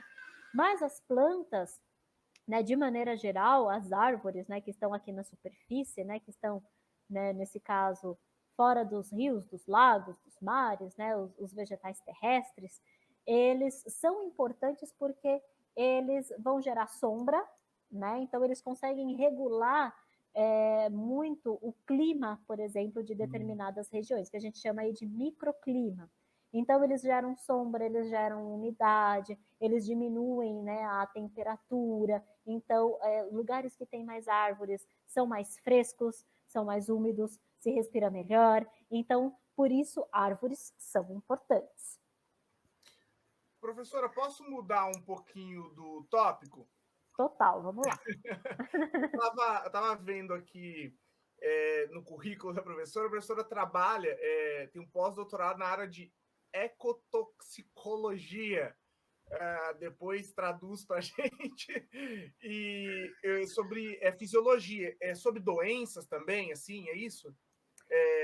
O efeito da poluição seria também um pouco dessa área?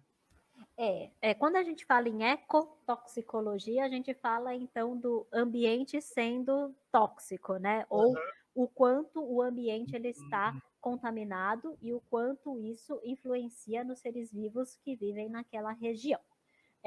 Então, quando eu trabalhei, né, e toda a minha linha de pesquisa voltada para a área de ecotoxicologia é voltado então para como um organismo que vive em um ambiente contaminado, poluído, ele consegue sobreviver.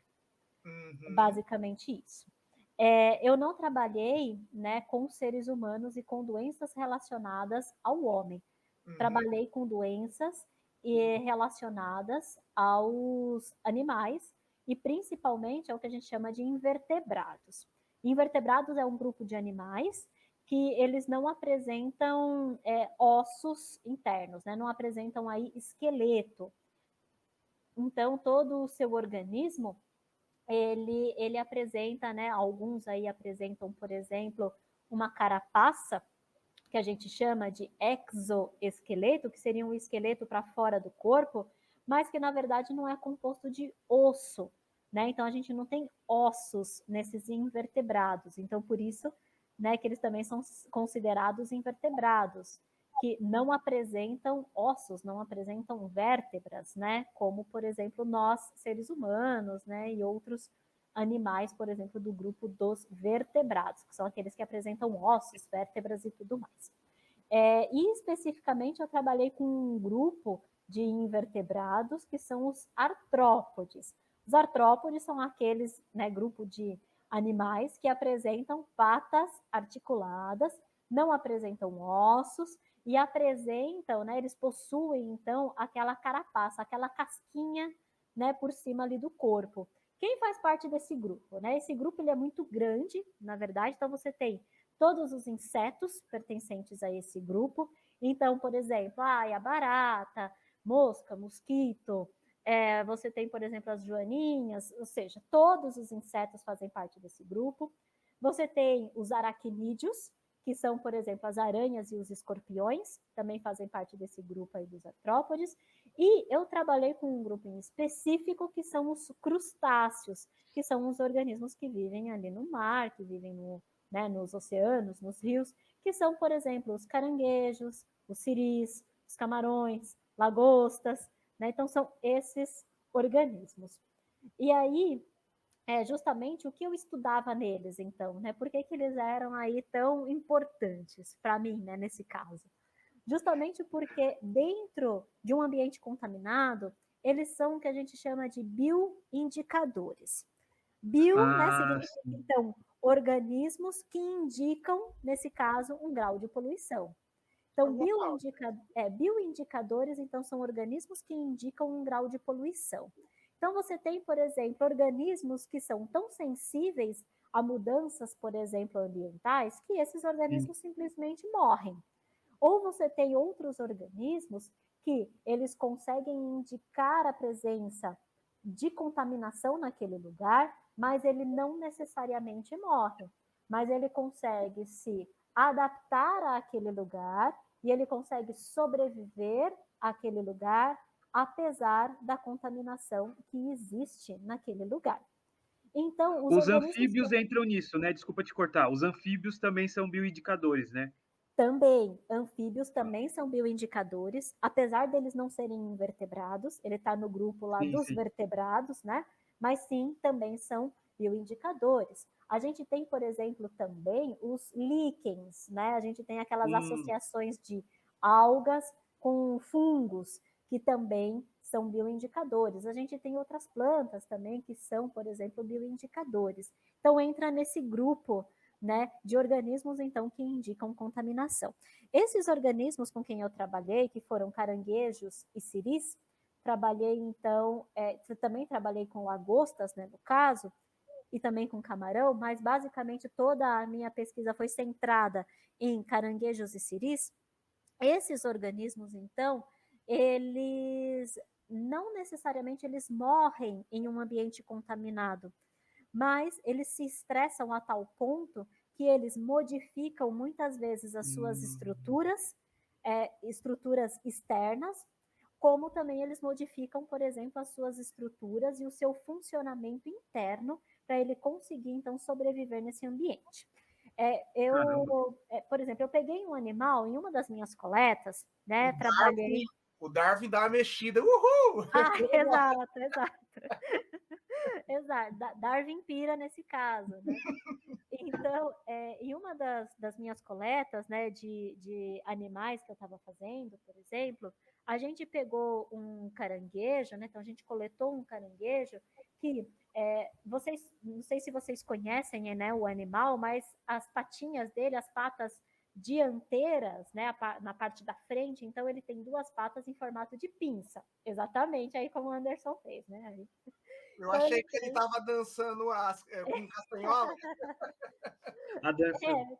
Também, né? Também tem a dança aí, mas no caso ele tem essas patas aí em forma de pinça.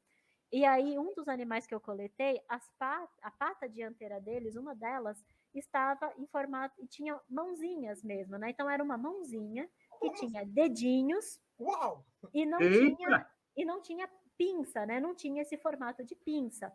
Então, isso era uma representação de uma modificação na parte externa, que a gente chama que é uma modificação morfológica, então uma modificação ali do seu corpo, né, por causa da contaminação ambiental. Então, isso é o extremo, né? Então, o organismo chegar a esse ponto, ele está num ambiente tão contaminado e ele está nesse ambiente durante tanto tempo que ele, inclusive, modifica, por exemplo, as suas estruturas da parte de fora do corpo para conseguir se adaptar. Esse chega, então, na parte extrema. A maioria dos organismos, na verdade, o que eles fazem? Eles vão modificar, então, a sua estrutura interna. Então, eles vão mudar o seu funcionamento, vão mudar a sua fisiologia para conseguir, então, se adaptar a esse ambiente. Como que eles podem modificar? Então, tem diversos fatores aí que eles podem modificar. Um deles, por exemplo, eles podem modificar a estrutura, por exemplo, das membranas das células. Então, esses organismos, eles estão aí lotados de células, então eles, né, dentro desses organismos, eles apresentam aí uma unidade básica da vida, né, que é a célula, e eles, então, modificam a estrutura da membrana da célula. Então, a célula, então, ela apresenta uma membrana no seu exterior que permite, então, o que entra e o que sai, né, para a célula, então ela consegue controlar muito bem o seu ambiente ali dentro, E muitos desses organismos modificam, então, essa membrana, essa estrutura da parte de fora da célula, e modificam aí estruturas de canais, proteínas, enfim, e aí modificam o que entra e o que sai de dentro da célula. Então, muitos organismos, eles partem para esse ponto na fisiologia. Outros organismos, por exemplo, eles se estressam a tal ponto que eles, por exemplo, começam a produzir o que a gente chama lá de radicais livres, e aí esses radicais livres agem, por exemplo, no organismo, e aí, por exemplo, ele causa uma série, né, de perturbações aí fisiológicas. E um outro ponto que chega, que foi um dos pontos que eu estudei nesse último trabalho que eu desenvolvi, eles fazem modificações, por exemplo, hormonais mesmo. Então, existem 2 hormônios que estão muito relacionados com a reprodução desses organismos e relacionados também com a troca, por exemplo, da casquinha que esses indivíduos eles apresentam, que para crescer esses organismos, então, eles precisam trocar essa casquinha, esse esqueleto externo, e aí, conforme eles vão crescendo, cada vez eles vão trocando, então, esse esqueleto e eles vão crescendo.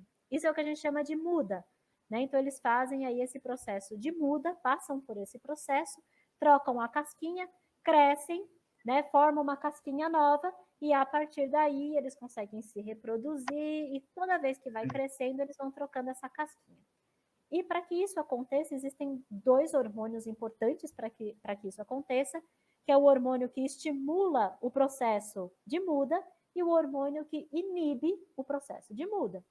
E aí, organismos, por exemplo, que estão presentes no ambiente contaminado, eles apresentam desregulação desses hormônios. Então, você, né, vai apresentar ali num ambiente muito contaminado animais que são menores em tamanho, porque eles ativam muito mais o inibidor da muda do que o estimulador da muda. Então, esses organismos, eles trocam menos de casquinha, de carapaça, e aí eles ficam menores, por exemplo. Então, isso foi uma das coisas, por exemplo, que a gente viu num dos trabalhos, né, que a gente publicou e tal. A audiência deve estar perguntando e o que isso muda no sabor. Olha, no sabor em si... Eu tenho uma queixa aqui, viu? Se eu tiver pesadelo essa noite com caranguejo humanoide, eu vou mandar mensagem. Então deixa eu fazer uma pergunta. Mas, aqui. Assim,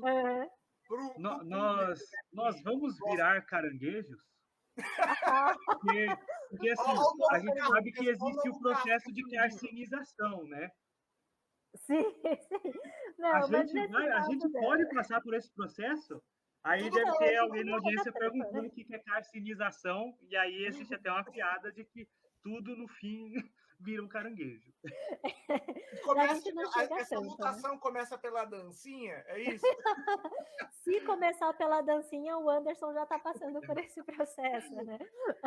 Mas, professora, em relação a esses crustáceos, esses animais invertebrados, nós sabemos que muitos deles são de consumo humano, né? Sim. Eu fiquei pensando aqui quando a professora estava falando, o problema dele não morrer, eu não estou fazendo nenhum julgamento de valor aí para a vida animal. Darwin, descansa. Eu sei que é um mecanismo de sobrevivência, mas eu fiquei pensando enquanto a professora estava falando, que assim, se o animal ele morre, é uma pena, mas ele pelo menos vai ser evitado de ser consumido. Mas agora, como ele sobreviveu nesse ambiente inóspito, né? Aí isso pode ser transmitido para os seres humanos, né? E eu falei brincando, mas de alguma maneira essas mutações elas alteram o paladar? Não alteram o paladar, né? Então a gente vai conseguir, vai continuar comendo e vai continuar comendo com gosto ainda, né? Esses animais. Então, não altera essa questão do paladar, né? A questão que o Anderson também levantou, né? De que se um dia a gente poderia então se transformar também aí num caranguejo também. Não, né, Anderson? Sinto muito, né? Nesse caso. Mas você pode prever um novo Kafka, Anderson Kafka. Mas não. Uma noite inquieta, caso. Gregor Samsa acorda transformado em caranguejo. Caranguejo. Mas não, nesse caso também não. E como não muda, então, o sabor, né? Então, o paladar aí continua o mesmo. Quando a gente come, o paladar continua o mesmo. Fica muito difícil da gente conseguir identificar se esse organismo ele está ou não contaminado.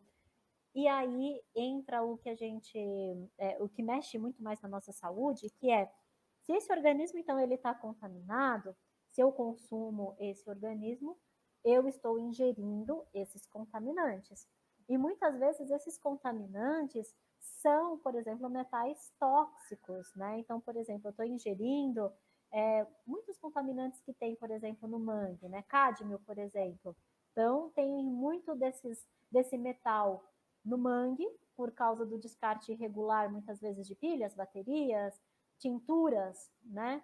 Então, esses animais estão aí lotados de cádmio, eu consumo esse animal que tem cádmio, então eu também estou aí, né, consumindo e incorporando esse cádmio no meu organismo. Né? Alumínio, por exemplo, também tem nesses organismos que eu estudei, né? Eles têm uma grande quantidade aí de cádmio, tem uma grande quantidade de alumínio. Muitos deles também apresentam, não em proporções tão grandes quanto o cádmio e o alumínio, mas apresentam também, por exemplo, níquel, apresentam cobalto, enfim, apresentam uma série aí de metais que, se a gente ingere em grandes quantidades, eles se tornam tóxicos para o nosso organismo.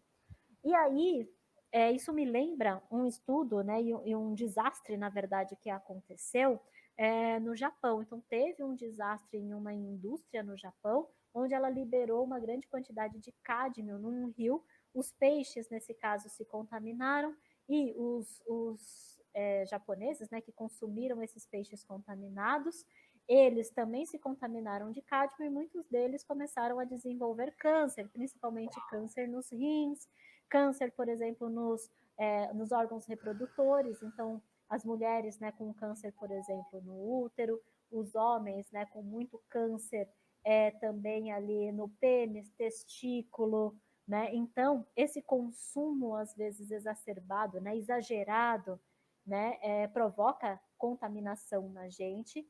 E esses metais ainda, eles não são eliminados do nosso corpo. É igual o mercúrio, né? Quando a gente ingere, por exemplo, um organismo que está contaminado por mercúrio, esse mercúrio não vai sair do nosso corpo. Não adianta, por exemplo, a gente tomar ali litros e litros de água e achar que vai sair, por exemplo, na urina, que não vai sair. Ele vai ficar acumulado nos nossos órgãos e nos nossos tecidos, principalmente no fígado, principalmente no rim. Então, a quantidade de câncer, né, nesses lugares, né, aumenta aí também drasticamente. Até, inclusive, moradores, né, quando a gente estava falando anteriormente da barragem lá de Minas Gerais, né, moradores, por exemplo, que sofreram com esses rejeitos, né, esses dejetos aí que foram eliminados das barragens, né, lá de Minas Gerais, lá de Brumadinho e tal, os moradores de lá também sofreram, né? Isso eles vão perceber, né, com o passar do tempo, mas sim, possivelmente aqueles que tiveram um contato muito grande com aquela lama contaminada, com aquela água contaminada, eles vão sofrer muito aí com a questão, por exemplo, de câncer nesses órgãos, câncer, por exemplo, em fígado, câncer no rim, né? Mulheres vão sofrer aí muito também com câncer no colo de útero, né, com câncer no útero também, e fora a grande quantidade também de crianças que podem nascer com más formações, né, com más formações congênitas ou más formações, por exemplo, devido a esse tipo de contaminação. Né? Sim, eu tava pensando numa questão aqui, talvez você consiga falar um pouco sobre isso, né? Que você estudou lá no Institute of Marine, eu falei Marine, eu tava pensando Mariah Carey, né? O Marine Environmental and Technology. Aí o que eu pensei? Na questão dos microplásticos. Você consegue trazer um panorama aí para a gente sobre isso, sobre o quanto deles tem dentro da gente, o quanto a gente está sendo plastificado internamente? Muito boa. Posso complementar isso aí? Claro, eu estava vendo um vídeo na internet, né? falando assim, o plástico demora mais de 400 anos para, né, se decompor, assim. Decompor. E a criação do plástico foi em 1800, 1700 e alguma coisa. Ou seja, não lembro agora a data, mas a invenção do plástico aconteceu menos de 400 anos. Ou seja, no planeta Terra, o primeiro plástico inventado... ainda está presente. Exato. Exatamente, né? Ainda o plástico está aí ainda, né? Sobrevivendo aí arduamente. Deixa eu emendar uma pergunta nisso, que eu acredito que talvez algum espectador aí tenha essa dúvida. Eu já vi algum professor respondendo, mas acho que é interessante responder aqui também. É sobre como que eles descobrem, né, o tempo de decomposição do plástico ou do vidro, por exemplo. Vidro, tipo... E o plástico, por exemplo, o plástico a gente descobriu há, sei lá, 400 anos tipo, a gente sabe que ele demora milhões de anos. Mas como assim? A gente nunca viu um plástico se decompor, como que a gente sabe quanto tempo ele leva para se decompor? Justamente por isso, né? A gente não vai conseguir ver mesmo o plástico se decompor, né? Porque ele demora tanto tempo que a gente não vai estar vivo para isso. Mas quando ele se decompõe, na verdade, né? O plástico, ele vai se decompondo no que você ressaltou bem, né? Que é a questão aí do microplástico, né? Então ele vai sendo quebrado até sobrar pequenas fibras, né? E essas pequenas fibras, esses microplásticos, eles estão presentes tanto no ambiente aquático quanto no solo. Muitos deles estão presentes, inclusive, no ar, né, que a gente respira. Tem microplástico, né? E isso não vai sumir, né? Esses microplásticos, eles não vão... a gente não vai conseguir, primeiro, perceber que eles sumiram e eles, na maioria das vezes, eles não somem, né? Eles não terminam o seu processo de decomposição justamente porque eles são internalizados, né? Então, eles são internalizados, ou seja, eles entram no organismo, né? Tanto de nós, seres humanos, quando a gente consome algum produto que tenha na sua fabricação microplásticos ou plástico na sua fabricação, ou ainda por outros animais que consomem realmente ali ou no solo, ou por um outro organismo que comeu e que tinha, né, microplástico, ou ainda na água. Para você ter uma noção, os produtos que a gente utiliza para a nossa higiene, né? Para a nossa higiene bucal, então, pasta de dente, shampoos, a maioria, né, desses produtos, eles são feitos com microplásticos. Então, conforme... escovar o dente.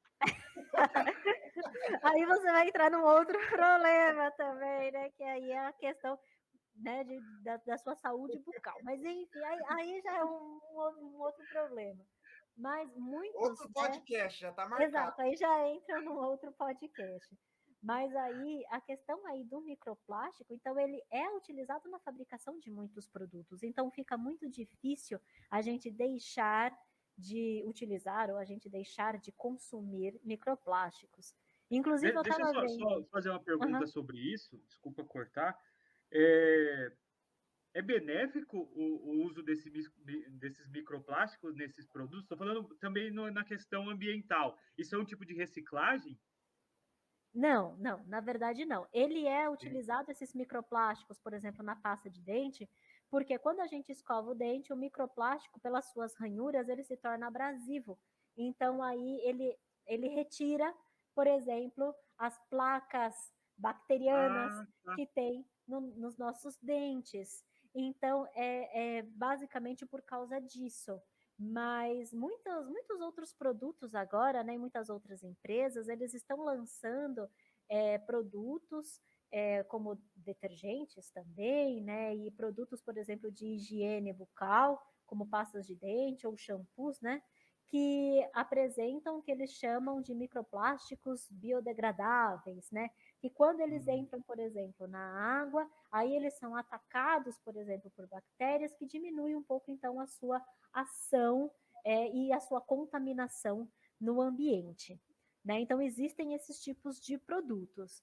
Não são todas as empresas e fábricas que utilizam desses tipos de microplásticos, mas existem também esses tipos de produtos. E apesar de existirem esse tipo de produto, ele consegue diminuir numa quantidade significativa a inserção, né, de microplástico no ambiente, mas ele não elimina completamente a inserção de microplástico no ambiente. Mas quais são os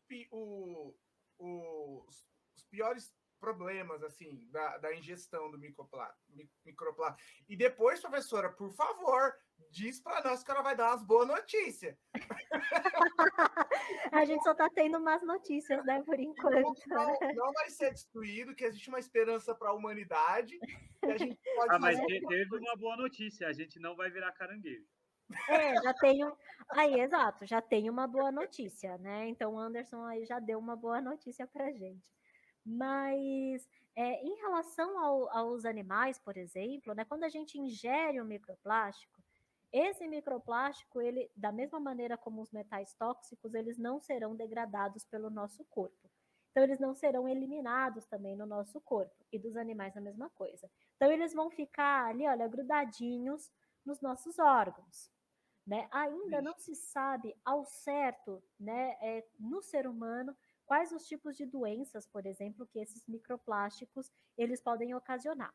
São estudos ainda recentes, então ainda não se sabe ao certo quais são as doenças, enfim, o quanto isso pode ser prejudicial para o nosso corpo.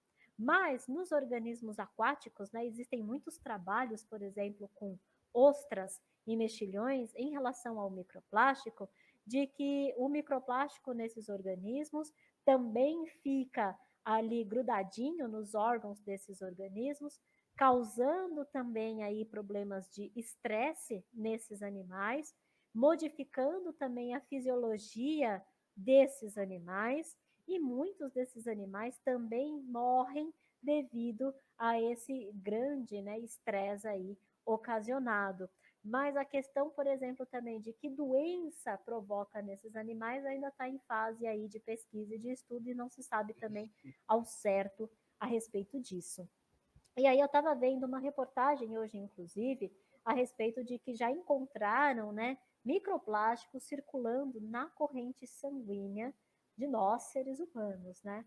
Então, já encontraram no sangue diversos plásticos, e os principais que foram encontrados foram plásticos, por exemplo, o polipropileno, né, os plásticos de garrafa PET, os plásticos também que são feitos daquelas embalagens de produtos, então aquelas embalagens de salgadinhos, por exemplo, então já tem ali também microplásticos daqueles tipos de embalagens correndo na nossa corrente sanguínea. Então, dentro do nosso corpo, o isopor do salgadinho e o plástico do pacote.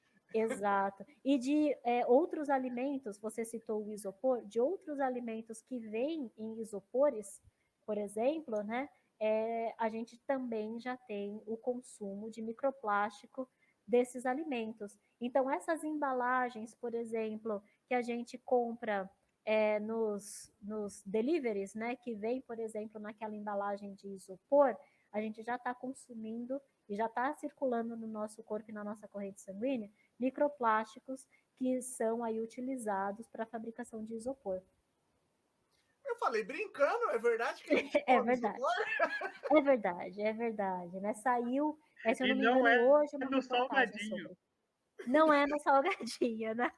Não é no salgadinho. Ó, eu vou processar a Colgate e a tia do Recreio que me vendia salgadinho lá, os Cebolitos. Pois é, né? Não era cebola que eu estava comendo. E aí, nesse processo, então, apresenta a reportagem, né? Se não me engano, saiu no G1 essa reportagem, apresenta essa reportagem desse estudo, foi feito, eu não me engano, eu acho que foi realizado lá na Alemanha, então foram cientistas lá da Alemanha que fizeram esse estudo, e aproveita, né, e apresenta aí esse artigo, né, na hora aí do seu processo, apresenta o artigo, fala, tem provas aqui. Eu posso até dividir um pouquinho da indenização, viu?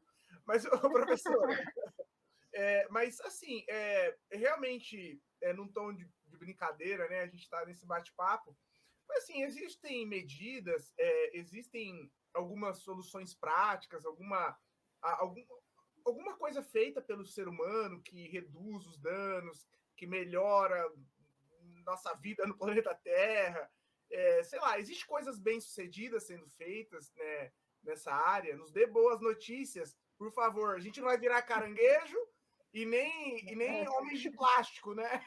Não, a gente não vai virar caranguejo nem homem de plástico, né? Então, existem, sim, algumas medidas que a gente já toma que ajudam, né, nessa questão aí, por exemplo, né, do impacto ambiental. A própria questão da reciclagem que a gente havia comentado lá no comecinho, então, do podcast, né? Então, a questão, por exemplo, da reciclagem é algo que está impactando positivamente no meio ambiente, porque a gente está, sim, reduzindo a quantidade de lixo, né, que a gente descarta, e esse lixo aí está sendo reciclado, né? Então, a reciclagem é um fator importante. Um outro fator importante aí também que contribui com o meio ambiente muitos indivíduos, né, ali nas suas casas mesmo, estão fazendo o que a gente chama de composteira, o que também auxilia e impacta positivamente na questão da decomposição da matéria orgânica e da liberação, né, e do descarte de lixo orgânico no meio ambiente. Uma coisa que também foi muito importante, que foi feito, não sei se em todas as regiões, mas aqui, por exemplo, em São Paulo, né, que é a questão da sacolinha plástica do supermercado. Apesar daquela sacolinha plástica, muitas delas são biodegradáveis, isso é um ponto super positivo também, porque quando elas vão para o meio ambiente, elas são degradadas mais rápido do que o plástico comum, então elas levam aí menos anos, né, para serem aí decompostas. E uma outra coisa também que foi feita aqui foi a questão, por exemplo, da gente utilizar aquelas sacolas retornáveis, né? Então a gente leva a nossa sacolinha lá para o supermercado, a gente faz as nossas compras, a gente coloca então os nossos produtos nessas sacolas retornáveis e isso impacta diretamente então no consumo de sacolas plásticas. Então a gente diminui aí o consumo de sacolas plásticas, né? E isso também auxilia aí no meio ambiente, né? E até mesmo que a gente também estava falando da questão aí da energia por fontes renováveis. Então, o próprio painel solar, a gente tem o próprio também energia eólica, né? Então, principalmente em muitas regiões do Nordeste, eles têm aquelas usinas eólicas, né? Que também aí é algo que poderia ser implementado em outras regiões também, que impactam também positivamente aí no meio ambiente. Né? Eu tenho acho que a gente já está quase para fechar. O meu sogro e minha sogra, eles durante um tempo eles estavam trabalhando com reciclagem. Aí quando eles vinham aqui em casa, eles continuavam trabalhando, porque aí, isso aqui daqui pra gente, isso aqui é reciclável. Esse plástico aqui. Só que eles faziam a distinção que eu achei interessante, aí eu queria ver se é possível fundamentar isso, que eles falaram assim, esse plástico aqui já foi reciclado, então a gente não consegue levar lá para reciclagem. Isso acontece de fato? Tipo, o plástico ele não pode ser reciclado indefinidamente, então ele reciclado e chega uma hora que ele vira realmente lixo. Exato. Em relação com aquele número lá no fundo das PET, por exemplo, né? Olha, eu não sei exatamente se tem relação com o número, por exemplo, das PETs, mas sim, nesse caso, reciclar plástico, você consegue reciclar aí uma vez e depois você não consegue reciclar mais. Muitos dos plásticos, na maioria das vezes, né, também eles são usados para a confecção ali de pneus junto com borracha. Então, às vezes, você pode dar um outro destino, né, para esse plástico, por exemplo, na hora da reciclagem dele. Mas sim, existe mesmo essa questão de que plástico reciclado uma vez, né, ele já foi reciclado e aí depois ele perde ali as suas propriedades, né, então aí ele já não é indicado para ser reciclado novamente, né, então sim, é factível. Seus sogros aí, olha, estão certíssimos. Aí, eu acho que para encerrar, não sei se o Bruno tem mais alguma questão que ele gostaria de levantar. Eu só queria perguntar. Choque ainda, Anderson. Ah, tá em choque. Ele está pensando ainda em Tá em tudo, né? choque. Não, é que assim, às vezes parece que a maior parte das medidas que a gente tem com relação à questão ambiental, elas parecem ser muito mais para mitigar um problema do que realmente para resolver esse problema. Você teria alguma ideia de alguma coisa que pudesse ser feita, que realmente pudesse. Porque às vezes parece que a gente está falando assim, a gente vai cair, mas se a gente andar tipo 10 por hora, a gente vai demorar um pouquinho mais para cair. Ou o Elon Musk vai surgir com uma Isso, ideia. isso. O Elon Musk realmente é amigo dos ambientalistas ou é o Então, lobo vestido na pelinha de cordeiro? então eu ia elencar justamente essa ideia. Existe alguma coisa que a gente pode fazer e existem tecnologias possíveis que estão servindo para alguma coisa que sejam muito mais efetivas do que só, por exemplo, o negócio da reciclagem, para mim, quando eles falaram foi um choque. Aí eu resolvi perguntar aqui para deixar todo mundo chocado também. Porque, tipo, a reciclagem é muito importante, mas a gente não consegue fazer Ele indefinidamente. conseguiu, viu? Conseguiu deixar em choque aí todo mundo. Mas eu ressaltaria mais a questão mesmo de investir numa tecnologia dos biodegradáveis. Então, seria então não diria que seria a solução mais agradável ou a solução assim que iria, né, assim, nossa, acabar com todos os nossos problemas, mas iria reduzir bastante aí essa questão, por exemplo, de envio, né, de descarte de material no meio ambiente e esse tempo de decomposição, né, desse material.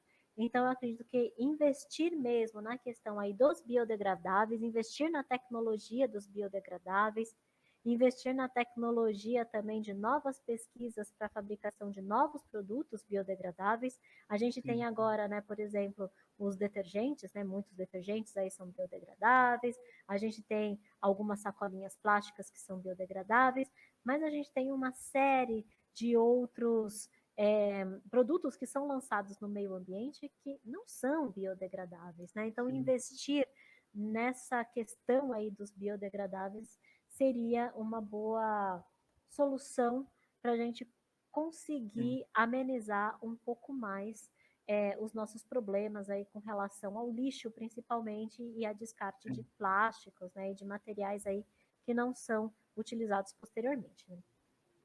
Eu fico pensando que, por exemplo, eu acho que só para finalizar, a questão dos plásticos, provavelmente o plástico parece ser o principal, assim, vou colocar aspas aqui, vilão, né, digamos. com relação às questões ambientais. Mas acho que isso também envolve tipos de plástico, porque, por exemplo, o meu notebook ele tem plástico, mas o meu notebook ele não vai para o lixo, tipo, imediatamente, né? Tem uma lâmpada aqui, ela também tem plástico, ela não vai para o lixo imediatamente. Eu acredito que o principal problema são a questão das embalagens, né? Porque a embalagem ela é um produto feito para ir para o lixo. Exato. O tempo de vida útil dela é mínimo. Então, Exato. talvez a questão do biodegradável seja importante, mas talvez, sei lá, reduzir o máximo a nossa necessidade por embalagens. Sim, aí a gente entra numa outra questão também, né? Que aí eu acho que mais para vocês pensarem, que são da áreas aí das humanas, né? Que será que um dia a gente vai conseguir reduzir de verdade o nosso consumo? Porque falar em reduzir o consumo é muito bacana, é muito legal, mas será que um dia a gente consegue realmente parar para pensar e falar, não, eu vou reduzir o consumo e, de fato, reduzir o consumo?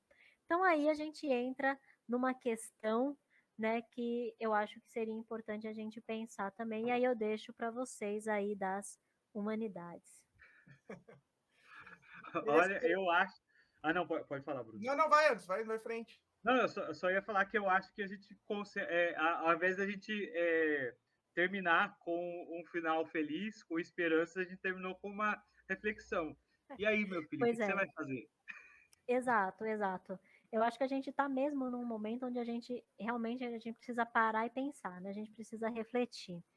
E nada melhor, né, do que aí a gente lançar então essa pergunta, né, para os nossos ouvintes, né? E lanço essa pergunta aí também para vocês, né? Será que algum dia vocês conseguiriam reduzir drasticamente o consumo, né? E aí, quem sabe os nossos Sim, ouvintes têm essa resposta, né? sim. Se você tiver a resposta, deixa aqui embaixo nos comentários, porque eu estou aqui com uma mão na testa e a outra na consciência, refletindo. Eu acho que a gente está realmente, né, indo para.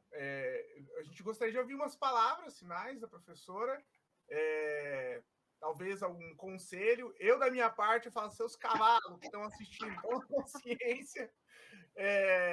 Realmente o planeta. Às vezes eu fico de cara com algumas pessoas que hoje em dia são chamadas de negacionista. Eu não gosto do termo, acho o termo pejorativo, termo bobo. Mas assim, as pessoas a ciência está aí, as realidades do ambiente realmente a gente sente na pele, né? Não vou nem falar do aquecimento global, que mexe muito com números e tal, mas é só a gente pensar no tanto de lixão que tem por aí, as ruas dos grandes centros, Sim, quando a gente pensar em alagamento e tudo mais, eu acho que as pessoas têm que se conscientizar. Não vamos pensar na coisa, sei lá, que talvez seja muito está aí. A gente tem que se conscientizar, reciclagem, cada um fazer a sua parte, também pressionar deputados. Estamos em ano eleitoral, pressionar deputados federais. Tem estadual também, né? Tudo junto, né? sim, Federal, estadual, deputados. Governador também, né? Governador, tudo sim, sim. Presidente, tem ano, né? senador, ou seja, tem uma série aí de. A responsabilidade está nas nossas mãos. É você, ouvinte, que está aí. Nós não sabemos aonde essa mensagem chega, mas a gente pressionar, porque isso é uma realidade. Assim, e para quem tem. Às vezes eu fico de cara com as pessoas que têm uma cosmovisão cristã, que ficam negando isso como realidade, né? Para quem é cristão e que está aí do outro lado e tal, até a própria Bíblia, né, o livro sagrado do cristianismo, trata sobre essas questões. Né? Livro de Apocalipse, sobre aqueles que destroem a Terra. O planeta está sendo destruído, galera. A gente tem que se conscientizar, fazer a nossa parte. Depois desse bate-papo de hoje, quero agradecer imensamente a professora Priscila. Eu adorei o papo. Foi super conscientizador. A partir de hoje, eu vou me policiar mais em relação a essas questões.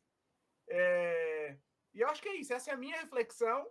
Eu acho que o Anderson também vai falar alguma coisa, e nós queríamos agradecer a professora Priscila pela deixar, né, Anderson? O que você acha? Sim, Um sim. recado final? Sim, Pri, a gente agradece aí o seu tempo, as suas palavras, foi uma reflexão muito interessante, a gente passou por diversos temas, mas eu acredito que fica essa ideia de o tema geral todo girou em torno da nossa preocupação com eu vou usar aí o Krenak de novo, né?